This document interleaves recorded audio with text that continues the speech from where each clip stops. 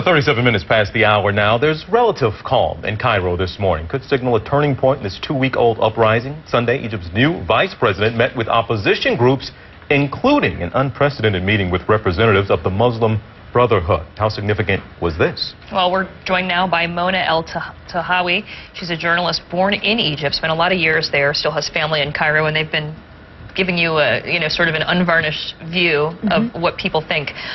What do you make of this meeting? Are you skeptical that this is really a move toward change? Many of the pro-democracy demonstrators in Tahrir Square especially are very suspicious of the meeting that took place. For two reasons. They feel that the U.S. administration is pushing Omar Suleiman as an alternative to Mubarak, and they see Suleiman as very much part of the regime that they want to topple. And secondly, Omar Suleiman met, as you mentioned, with opposition, including the Muslim Brotherhood, and yet he continues to use this alarmist tone vis-a-vis the Brotherhood when he speaks to the American media. So they're really wondering what his agenda is, and they don't trust him at all. But even the folks sitting at the table with the government, are they necessarily representative of the folks down at Tahrir Square? Yeah, that's another great question too, because Mubarak, for all these years, for 30 years, he has never really allowed a good alternative to him. So we don't have a really strong, robust opposition.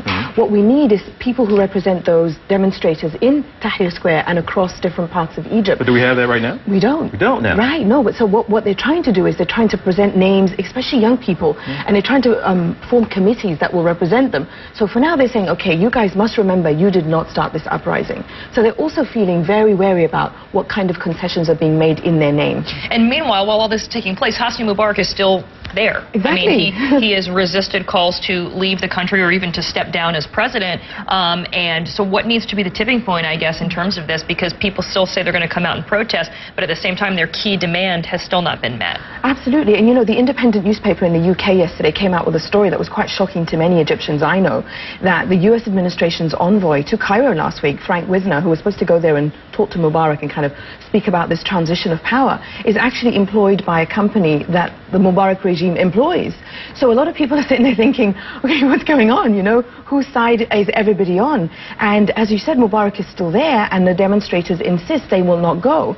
So it feels like it's some kind of delaying tactic that the regime is using to try to divide Egyptians. Are you getting any signals that some people, maybe 2 weeks into this, are starting to get a little protest weary and say, hey, at some point, I got to feed my family and I need to get back to work? That's exactly what the regime wants, and that's exactly what the pro-democracy demonstrators are worried about.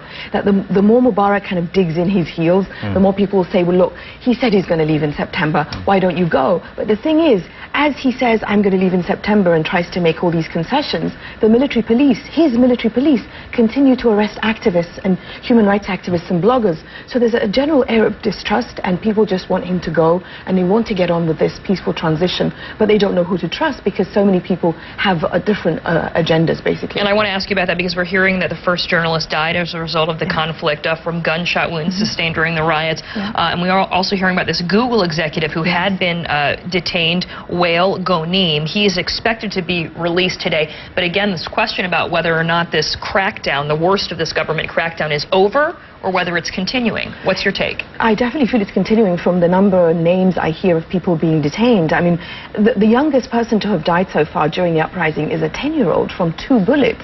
So it just makes you wonder. I sometimes feel the Mubarak regime gives with one hand and takes from the other, because while they're promising Wael Ghonim is going to be released, this Google exec that you mentioned, everybody's just saying, wait till we actually see him released, because they've made so many promises they have not kept. So until people see actual concessions, here's a real concession the Mubarak regime can make. They can say, we'll lift the emergency law that has been in place for 30 years. Right. Why isn't the administration pushing for this?